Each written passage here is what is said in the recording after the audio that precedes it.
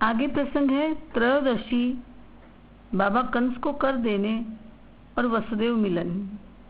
ब्रजेंद्र नंदन के मुख कमल के दर्शन का सौभाग्य गोपांगनाएं गोप कुमारी सब पा चुकी थी, परंतु अभी गोप वर्ग ने दर्शन नहीं किया था। वे तो अपनी पत्नी, पुत्री, बहन, माताओं से वर्णन सुन सुनकर काल्पनिक रूप मन में बनाकर परमानंद सागर में डूब जाते थे। सबका धीरे धीरे दर्शन का नंबर आता था। उसमें भी बार बार व्यवधान आ गया। जब कागासुर के आने से कुछ काल दर्शन बंद कर दिए, वो तांत्रिक ब्राह्मण के आने पर भी कुछ काल दर्शन रोक दिए।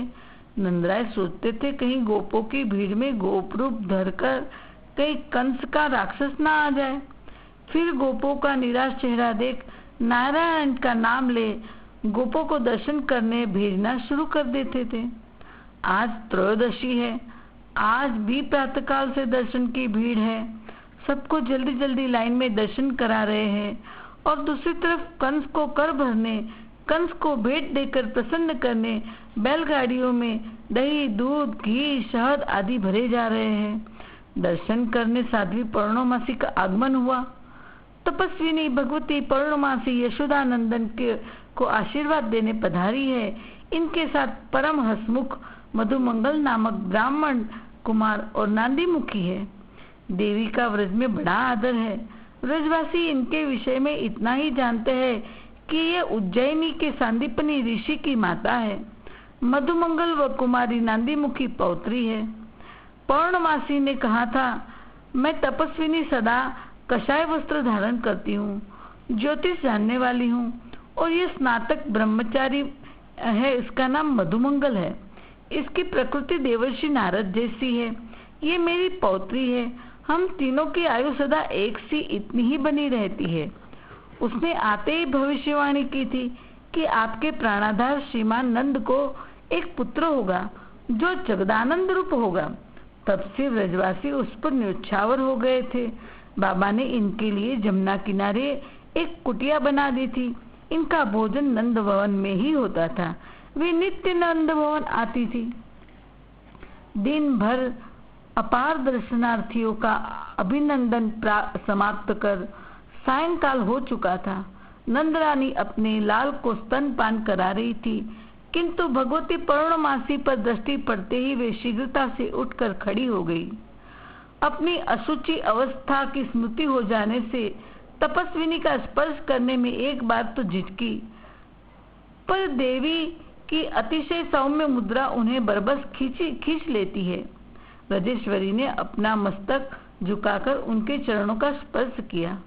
उसी समय पास में खड़ा हुआ मधुमंगल पुकार उठा, जननी यशोदे, ऊपर देखो, ऊपर हंस, वृषभ, मयूर, हाथी, रथ, हरिण आदि विविध वाहनों पर सवार चित्र विचित्र आकृति वाले कितने लोग तुम्हारे पुत्र का मुख देख रहे हैं। ये एक बार पहले भी आए थे। व्रज में आकाश में उड़ते हुए मैं कल भी उन्हें देख चुका हूँ। व्रजरानी और गोपिकाएं ब्राह्मण कुमार की बात से भयभीत हो ऊपर की ओर देखने लगी, पर उन्हें कुछ भी नहीं दिखा। भगवती पौर्णमासी ऊपर देख मुस्कुराने लगी तथा भयभीत नंदरानी को आश्वासन देकर बोली, भय की कोई बात नहीं, अंतरिक्ष में देवताओं का निवास होता है। हठात दिव्य दृष्टि का उन्मेष हो जाने से मधुमंगल ने उन्हें देख लिया। यह कहकर आशीर्वाद देती हुई देवी पौर्णमासी अपनी कुटिया की ओर चली। आज भी रात भर उत्सव होता रहा। ब्रजेंद्र मथुरा जाने की तैयारी में है। स्वयं भी नहीं चाहते जाना, ब्रजरानी भी नहीं चाहती, परंतु जाना पड़ेगा। राक्षस कंस को संतुष्ट जो करना है। छकड़ों में दूध, दही, घी आदि तथा एक छकड़े में रत्न राशि भरी है। ब्रजेश्वर अतिशय बलिष्ठ गोपों को बुलाते हैं। उनकी पीठ ठोककर उनमें उत्साह भरकर व्रज की सीमा रक्षा के लिए भेज रहे हैं। वृषभानु ने भी अपने गोप भेज दिए हैं। कुछ बलिष्ठ गोप को अपने संग मथुरा ले जाने के लिए तैयार किए हैं। वृषभानु के गले लग कहा, मित्र, मैं तुम्हारे सहारे सबको छोड़कर जा रहा हूँ। पता नहीं मथुरा जाने पर क्या हो। जाने से पूर्व यशोदा के पास गए। सोचा लाला का एक बार मुख देख लूं, क्या पता कंस जेल में बंद कर दे तो पुत्र का मुख देखने लौट न सकूं। व्रजरानी ने लाला को व्रजराज की गोद में दिया। बाबा बड़ी देर तक लाला के दर्शन करते रहे, फिर सिर से कपोल तक बार बार चूमकर हृदय से लगा लिया। व्रजेश तो आए थे तृप्त होने, पर व्याकुलता और बढ़ गई। पास में धात्री खड़ी थी, पिता की गोद में विराजित शिशु को लक्ष्य करके बोली, गोपाल चंपू में ही लिखा हुआ है, वत्स श्याम, मेरे वत्स, मेरे सांवरे, देख तेरे पिता मथुरा जाने के लिए तेरी आज्ञा चाहते हैं, तू आज्ञा दे दे। धात्री का यह कहना था कि एक अतिशय आश्चर्यमय अनुपम बाल्य भंगिमा श्याम शिशु के मुख पर नाच उठी तथा उस भंगिमा के आवेश से ही उसके अरुणी होठ पर एक मंद मुस्कान छा गई। गोपेश ने उसे स्पष्ट देखा।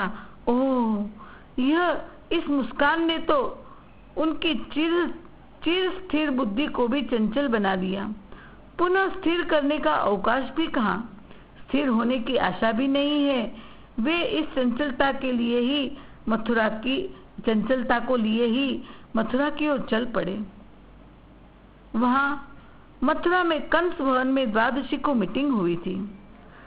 कंस ही वहां नींद निशि नाही, अति चिंता व्याकुल मन माही, बैठ्यो निकसी सभा उठी प्राता, मंत्री बोली कही सब बाता।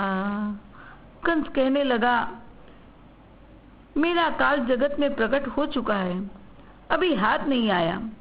नंदराय के पुत्र को मेरा काल समझ कागासुर को भेजा था। क्या 2 दिन का बालक कागासुर को मार सकता है? ना ना, मेरी समझ में नहीं आता। श्रीधर ब्राह्मण को भेजा, उसे लकवा मार गया। मैं नहीं मानता कि इसमें उस बालक की कारस्तानी हो। आपने कहा था 10 दिन के बच्चों को या उससे छोटे बच्चे को मार दो, पर मैं कहता हूँ 3 महीने तक के सभी बच्चों को मार दो। साधु संतों पर अत्याचार करो, गौ काटो, ब्राह्मण को सताओ, तभी तो विष्णु सामने आएगा। भगवान ने सोचा है दुष्ट वैसे भी अनेक राज्य नगर गांवों में सैनिक भेद बच्चों को मरवा चुका है। अब घायल शेर ज्यादा खतरनाक है, वैसे आफत मचाएगा। अतः आकाशवाणी की भगवान ने। ब्रह्म वैवर्त में प्रसंग आता है, ओ महामूढ़ नरेश, ये क्या कर रहा है? अपने कल्याण का उपाय सोच। तेरा काल धरती पर उत्पन्न हो चुका है। माया से तेरे शत्रुबुद्ध बालक को नंद के हाथ में दे दिया है और उनकी कन्या लाकर तुम्हें सौंप दिया है। यह कन्या माया का अंश है और वसुदेव के पुत्र के रूप में साक्षात श्री हरि श्री कृष्ण अवतीर्ण हुए हैं। वे ही तेरे प्राण हंता है। इस समय गोकुल में उनका नंद घर पालन पोषण हो रहा है और देवी का 7वां गर्भ भी स्खलित नहीं हुआ था, मृत नहीं हुआ था। माया ने ही उस गर्भ को रोहिणी के उदर में स्थापित कर दिया था। उस गर्भ से शेष का अंशभूत महाबली बलदेव जी प्रकट हुए हैं। श्री कृष्ण और बलदेव दोनों तेरे काल है। यह सुनकर कंस का माथा ठनका। क्या नंद नंदन ही मेरा काल है? सैनिकों अतिशीघ्र जाओ, वसुदेव जी को पकड़कर जेल में डालो। पुतना से कहा, पुतना तो उठ, आज शक्ति उठा के ला और मैं स्वयं गोकुल जाकर दोनों भाई को मार देता हूँ। अब मुझे समझ में आ गया कि कागासुर को वही बालक ने मारा है और श्रीधर ब्राह्मण की दशा भी उसी बालक ने की है। ऐसा कहकर खड़ा हो गया, आदेश का पालन हो। पुतना कहती है, महाराज रुकिए, प्रथम मेरी बात सुन लीजिए। ये काम बल से नहीं छल से सफल होगा। जैसे विष्णु की माया ने छल किया, वैसे हम राक्षसी माया का जाल बिछाए, वरना वह विष्णु जैसे जेल से सरक कर छिप गया, वैसे गोकुल से भी कहीं और छिप जाएगा। अभी वसुदेव देवकी को भी जेल में मत डालो। मैं आज ही निकलती हूँ, 8 कन्या को लेकर आऊंगी और अपने स्तन पर विष का लेप लगाकर सुंदर नारी का वेश बनाकर नंद भवन में जाऊंगी। यशोदा से कहूंगी मेरे दूध में अमृत है, तेरा लाल अमर हो जाएगा। वो मेरी बात में फंस जाएगी, मैं वह विष भरा दूध नंदलाल को पिलाकर मार दूंगी। फिर शेष का यानी बलराम जी का इस धरती पर क्या काम, वह तो चुटकी में मरेगा। कंस यह बात सुनकर प्रसन्न हो गया, बोला तू सच्ची मेरी बहना है। पूतना ने कहा भाई तेरे लिए मेरी जान भी हाजिर है। देवी ने कहा था 2 दिन बाद 8 शक्ति जन्मेगी, कल एकादशी को वह शक्ति प्रकट हो चुकी होगी। आज द्वादशी है, मैं चलती हूँ, कहकर प्रथम 8 शक्ति का हरण करने के लिए निकली। त्रयोदशी नंदराय कंस को कर देने व प्रसन्न करने मथुरा पहुंचे। कंस के पहरेदार ने कंस को बताया महाराज व्रज गोकुल के नंदराय कर देने आए हैं। कंस हाथ मसलने लगा, हाथ तलवार पर गया, नंद को यही मार दूं, पर पूतना का वाक्य याद आया, भैया बल से नहीं छल से यह तुम्हारा शत्रु श्री हरि हाथ में आएगा, वरना वह वहां से भी छिप जाएगा। अतः अपने को कंट्रोल में कर कहा उन्हें आदर सहित दरबार में ले आओ। नंदराय ने कंस के दरबार में प्रवेश किया और गोपालों संग लाए हुए बहुत से दूध दही घी आदि के माट रखे और संग ढेर सारी रत्न राशि रखी। कंस बोला नंदराय इस बार तो आप दही दूध घी भी हर वक्त से अधिक लाए हो, और ये रत्न राशि की भेंट किस बात की। नंदराय बोले महाराज व्रजवासी ने मेरे घर लाला हो, इसलिए 1 वर्ष तक एकादशी का व्रत कर उसका पुण्य मुझे और ठकुरानी को दिया। उस पुण्य के प्रताप से तथा गुरु शांडिल्य की कृपा से हमारे घर पुत्र का जन्म हुआ है। मेरा लाल केवल मेरा नहीं सारे गोकुलवासी का लाला है, अतः बड़ा उत्सव मनाया था। अतः यह भेंट सारे गोकुलवासी की ओर से है। कंस भेंट देखकर खुश हो गया, झूठा प्यार दिखाते नंदलाल के लिए आशीर्वाद देने लगा। नंदराय आपका लाला बड़ा राजा बने, उसके सारे शत्रुओं का नाश हो, मेरी कोई मदद चाहिए तो कहिएगा। नंदराय के दिल में यह सुनकर शांति हुई। कंस का धन्यवाद कर वह वसुदेव के भवन पहुंचे। रात्रि का समय था। वसुदेव जी को पता चला नंदराय मेरे बड़े भाई आए हैं। सामने से जाकर स्वागत किया, गले लगाया। वसुदेव जी बोले भैया आज बहुत दिनों के बाद आपका दर्शन हुआ। इस ढलती अवस्था में आपको पुत्र होने से बड़ा ही आनंद हुआ। अच्छा पहले भोजन करो। फिर रात्रि पड़ी है बात करने के लिए। भोजन के पश्चात पलंग पर लेटने गए। वहां पर वसुदेव बोले अच्छा अब यह तो बतलाए कि जिस वन में आप सब परिवार निवास करते हैं उस वन में कोई रोग तो नहीं लगा है। पशुओं की हितकारक सामग्री घास भूसा जल आदि पूरी मात्रा से मिल रही है या नहीं। नंद जी ने कहा भैया वसुदेव लाला की कृपा से सर्वत्र आनंद है, कोई कष्ट नहीं। हाँ आपने संदेश भेजा था उस अनुसार कागासुर और श्रीधर ब्राह्मण आया था, पर नारायण एवं आपकी कृपा से लाला का बाल भी बाका नहीं हुआ। दुख तो केवल आपका है जो देखा नहीं जाता। क्या कहे दुष्ट कंस ने आपके बहुत से पुत्र मार डाले, अंत में एक कन्या बची थी उसे भी नहीं छोड़ा। अच्छा कोई चिंता न करे, मेरा लाल आप ही का समझे, यह तो भाग्य का खेल है, विधि का विधान कोई टाल नहीं सकता। वसुदेव कहते हैं हाँ भैया तुमने जो कुछ कहा सब ठीक है। तुम्हारे घर जो बालक है वो मेरा ही है। अब मेरी एक बात का ध्यान रखे, कल प्रातः तुम्हें यहाँ से शीघ्र चले जाना चाहिए। यहाँ अधिक दिनों तक रहना उचित न होगा। नंदराय ने कहा क्यों? आश्चर्य से पूछा। वसुदेव ने कहा क्योंकि गोकुल में उत्पात तो शुरू हो चुके आगे और भी होने की आशंका है। वहाँ कोई राक्षसी के आने की संभावना है। नंदराय चिंतित हुए पर बोले मैं वैसे तो शूरवीर गोपों को सीमा की रक्षा का भार देकर आया हूँ। वृषभानुवर उपनंद आदि है, फिर भी मैं कल मथुरा में लाला के लिए कुछ सामान लेना है, वो लेकर निकल जाऊंगा। क्योंकि कल वैसे भी लाला की छठी है। रात्रि सबने शयन किया। देवकी को रात भर नींद न आई। कल मेरे लाल की छठी है। रात्रि भर जाग अपने हाथ से 2 वस्त्र बनाए, एक रोहिणी पुत्र के लिए, एक लाला के लिए।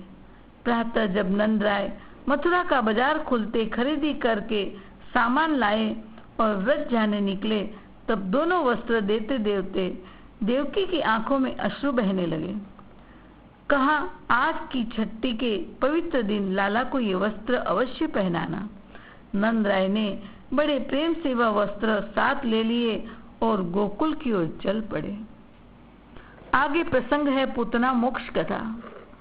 पूतना राक्षसी खेचरी गांव की थी। खेचरी शब्द योग का है, यानी आकाशगामिनी सिद्धि युक्त योगिनी थी। मन के समान वेग से चलने वाली माया शास्त्र में निपुण थी। माया से मानवीय रूप भी धारण कर लेती थी। दुर्वासा से महामंत्र की दीक्षा लेकर सर्वत्र जाने और सब प्रकार का रूप धरने में समर्थ थी।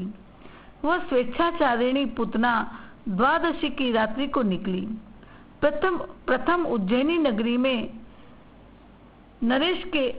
अवंतिका नरेश के महल पहुंची। वह शिबी देश में था। उनके वहां परमात्मा की एक महाशक्ति सरस्वती माता ने अवतार लिया था। राज में उत्सव हो रहा था। अवंती नरेश ने उस कन्या का नाम मित्रविंदा रखा। शिबी देश में उत्पन्न होने से शैब्या भी कहते थे। उनके वहां से सरस्वती को पूतना ने उठा लिया। फिर अयोध्या पहुंची। वहां नग्नजित राजा के वहां परमात्मा की दूसरी शक्ति वेद माता सावित्री प्रकट हुई थी। उनको राजा के नाम से नागनाजिती कहने लगे और सत्या भी नाम रखा था। वहां भी उत्सव चल रहा था। रात्रि को उन्हें भी पूतना ने उठाया। तीसरे कैकेयी देश में पूतना पहुंची। ये श्री कृष्ण की बुआ वसुदेव की बहन का घर था। उनके वहां परमात्मा की शक्ति चंद्र पत्नी रोहिणी का अवतार हुआ था। उन्होंने उसका नाम भद्रा रखा था। पूतना ने उसे भी उठाया। चौथा, मध्य देश राजा व्रतसेन के घर पहुंची। उनके वहां प्रभु भक्त तुलसी महारानी ने अवतार लिया था। उन्होंने उनका नाम लक्ष्मणा रखा था। पूतना ने उसे भी वहां से उठाया। इन चारों को पता नहीं चला कि कौन उनकी कन्या को उठाकर ले गया। राक्षसी माया दिन को कम, रात्रि को अधिक ताकतवर होने से त्रयोदशी की प्रातः पूतना घूमती रही और रात्रि को विंध्य पर्वत पहुंची। 5वीं शक्ति विंध्य पर्वत की गुफा में जामवंत, जो ब्रह्मा जी का अवतार है, वह रहता था। उनके घर परमात्मा की महाशक्ति पार्वती माता ने अवतार लिया था। पार्वती अपने एक अंश से यशोदा की पुत्री बनी। वही कंस ने पटकी उसके हाथों से छूटकर विंध्य पर्वत पर चली आई। तब आधे अंश से पार्वती जामवंत की पुत्री बनी। उसका नाम जामवंती। पूतना ने उसे उठाया और विंध्य के भवन चली। छठी 7वीं शक्ति, ये परमात्मा की महाशक्ति विंध्य पर्वत की पत्नी के घर जुड़वा पुत्री रूप से हुई। श्री राधा और चंद्रावली, यानी श्री राधा और श्री लक्ष्मी जी हुई थी। पूतना जब जामवंत के घर से जामवंती को ले भागी तो जामवंत के घर में शोर मच गया। इस शोर को विंध्य ने सुना। उसी वक्त पूतना ने उसकी 2 पुत्री को उठाया और भागी। तब विंध्य ने अपने पुरोहित से तुरंत राक्षस नाशक मंत्र जपवाया, जिससे पूतना भयभीत होकर वहां से जल्दी भाग उठी। उसे विंध्य रोक न पाया, न मार पाया। उनके घर भी रोना पीटना शोक शुरू हो गया। पूतना भागी जा रही थी। घबराहट में रास्ते में उसके हाथ से श्री राधा की बड़ी बहन प्रथम प्रकटी होने के नाते लक्ष्मी छूट गई, आंचल से गिर गई। वह लक्ष्मी विदर्भ नगरी की नदी की धारा में गिरी। वहां राजा भीष्मक प्रातःकाल स्नान पूजा कर रहे थे। उनके हाथों में वो आई। उन्हें 5 पुत्र थे, कन्या नहीं थी। कन्या के लिए रानी तरसती थी। भीष्मक ने वह कन्या अपनी रानी को दी और नाम रुक्मणी रख के उत्सव मनाया। यहाँ पुतना चतुर्दशी की प्रातः व्रज गोकुल के आकाश में पहुंची। आगे प्रसंग देखिए।